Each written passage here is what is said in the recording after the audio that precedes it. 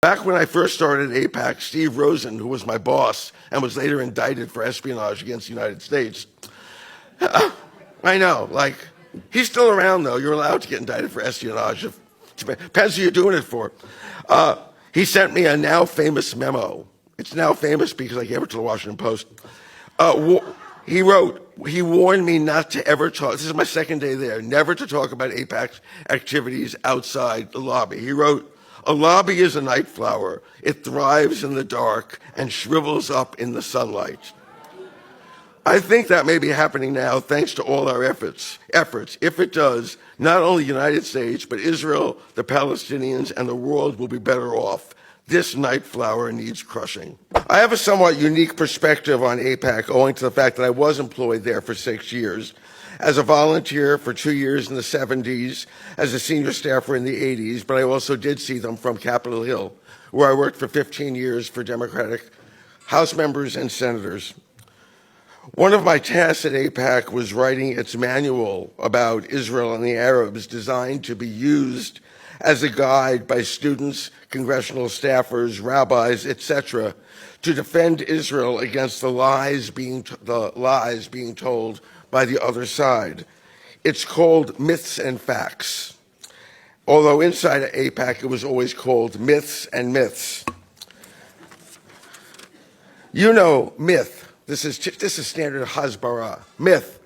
They say the Palestinians were driven from their homes by the Israeli army in 1948. Fact. The Palestinians actually left their homes in what became Israel in search of better lives in the West Bank and Gaza.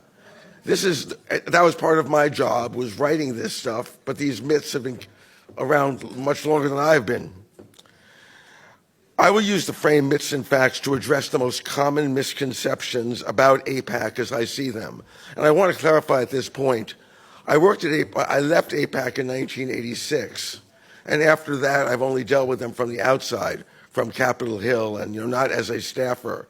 I didn't leave there under bad terms. I wasn't fired from AIPAC. In fact, when I left in 86, it wasn't as right-wing as it subsequently became. So I'm not grinding an axe when I tell you, when you hear my feelings about that organization that was my employer. But the first myth I want to deal with is kind of a pro-AIPAC myth.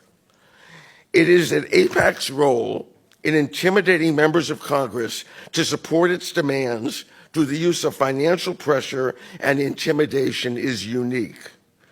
That this pressure is an aberration invented by Israel's supporters to advance the Israel's government's goals. Fact, AIPAC is not an aberration. Basically, every decision Congress makes is made with an eye on who has the money and how can a legislator either get some of it or avoid it being deployed against them. No, not every decision is based on money. But issues like abortion, for instance, which is a religious kind of issue, is not based on money.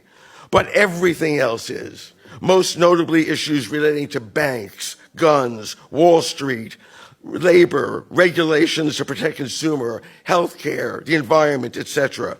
And especially combating any effort to prevent or reduce the effects of climate change, like when the Koch brothers fight and lobby and use their money to prevent the development of alternative energy sources.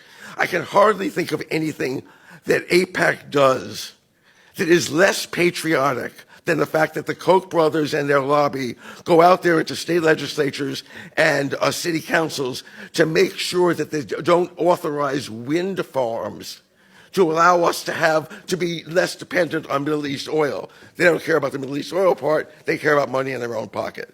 That's our system today. Yes, Middle East policy is determined by the highest bidder, which is AIPAC. But pretty much every policy discussed on Capitol Hill is determined by those with the money. If that means that democracy in America is itself a myth, so be it. Because frankly, that is what I believe. It is not just AIPAC that is all about the money. It is everything that comes before Congress. And that's a fact.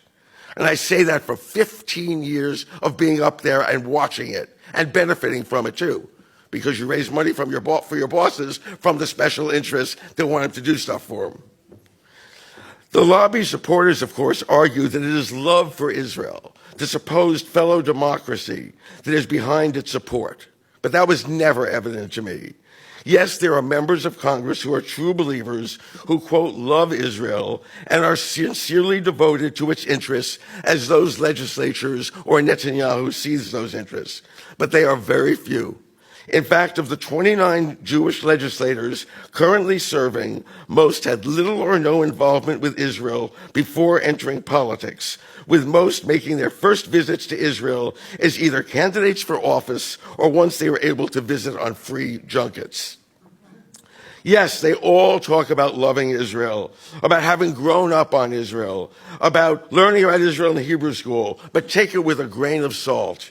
Barney Frank, now retired, who was a reliable AIPAC supporter, talked a good game about his love for Israel. But it wasn't intense enough to merit more than one reference in his just published 300-page autobiography. And he just mentions it in passing with a whole bunch of other countries. Where was Barney's love? It's not in his book. It's not there. Yes, most of the Jews in Congress care about Israel. Most Jews do. But that care would likely lead them to support dovish positions and not mindless hawkishness, were it not for the lobby and the financial benefits of staying in its good graces. After all but one of the Jewish members of Congress are Democrats and liberals who hold dovish views on every other foreign policy issue except Israel, where for some reason they become raving hawks. Same with non-Jewish Democratic supporters of Israel. Same thing. Honestly, can anyone believe that Bernie Sanders really believed that the Gaza war was a good idea? Or Elizabeth Warren? Or Al Franken? Or any of the other big-time progressive types who supported it or at the very least refused to condemn it? Not even expressing a word of sympathy for the killing of kids on a beach. They couldn't say it. If you watch, there are tapes, you see them on YouTube, of Bernie Sanders screaming at constituents who brought up the slaughter in Gaza, and Elizabeth Warren literally running away from a constituent who asked a question. The same applies to the Democrats who are joining Republicans to fight the Iran agreement. These are people who always favor diplomacy over war, and certainly who support their Democratic president, especially when it comes to a diplomatic breakthrough like this, but not this time. At this point, we don't know how many Democrats will fight Obama on lifting Iran sanctions, but it may be enough to override his veto. Just think about that. Congressmen voting to override a veto by a president from their own party. Why would they do that? The answer is that their position on this issue of war and peace is dictated by their determination to please AIPAC donors. Chuck Schumer deserves special mention here, the next leader of Democrats in the Senate. His rise to the majority leader post, or minority, whatever it is going to be when he comes in, majority or minority leader, does not stem only from his charm, brilliance, or ability to place himself in front of television cameras. It comes from his ability to raise money from his base, which is viewed as, and in fact is, Wall Street and pro-Israel donors. Schumer no more loves Israel than he loves Wall Street. But he loves the money that these two sources provide to his campaign coffers. And through his efforts as the Democratic Senate as chair of the Democratic Campaign Committee to his colleagues in the Democratic Party itself. He became head of the campaign committee, would raise money from AIPAC, raise money from Wall Street, and then dole it out to all his friends in the party who are up for re-election. And then they know where it comes from.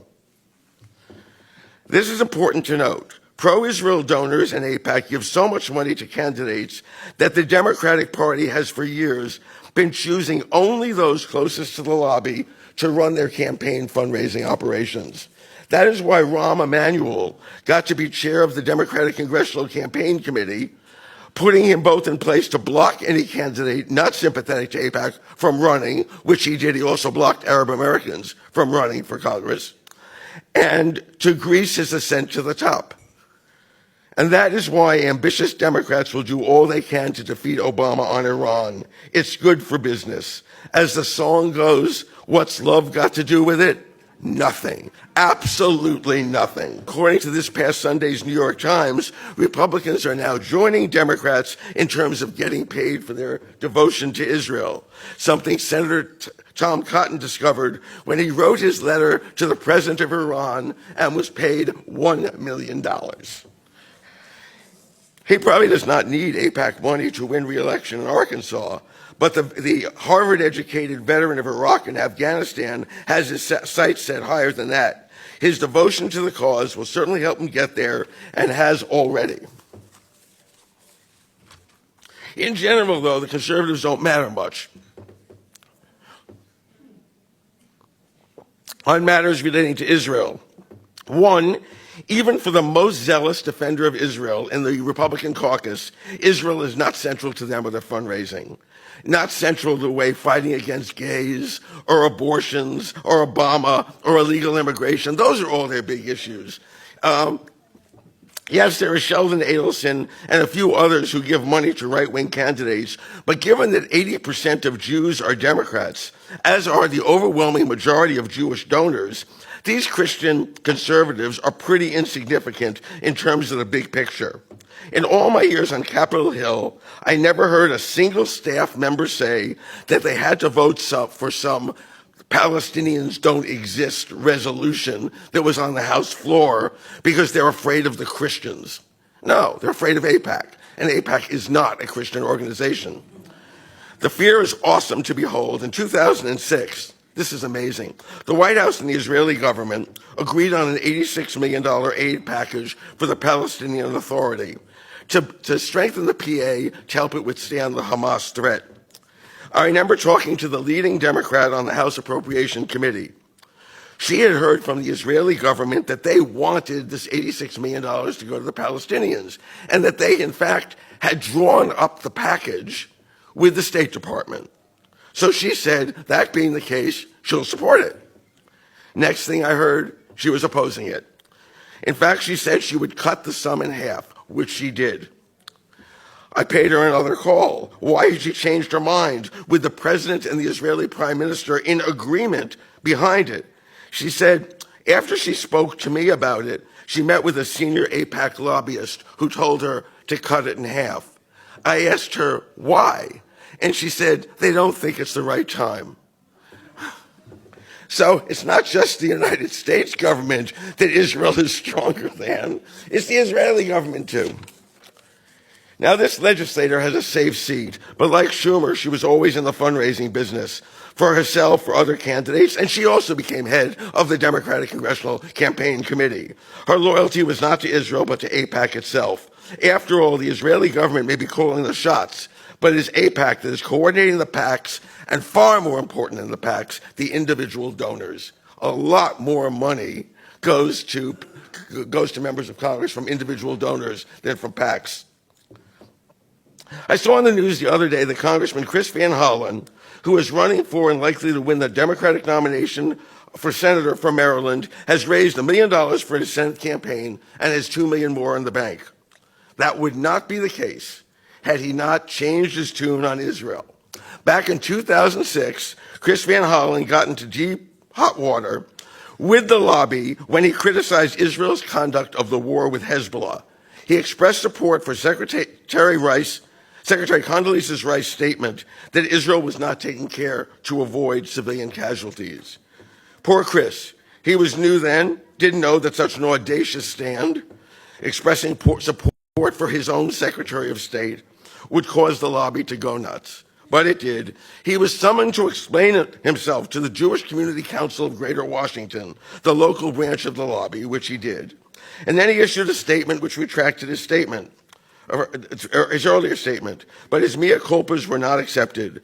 So they insisted that he go to Israel and do his repentance there. And he did. The lobby's type still didn't trust him, but now, a decade later, with Chris Van Hollen demonstrating his devotion, he is the lobby's candidate, with his opponent, Representative Donna Edwards, assigned the former Chris Van Hollen role of Israel critic. Last week, he said, he was asked by the Baltimore Jewish paper why he had ever done that in 2006. What were you thinking?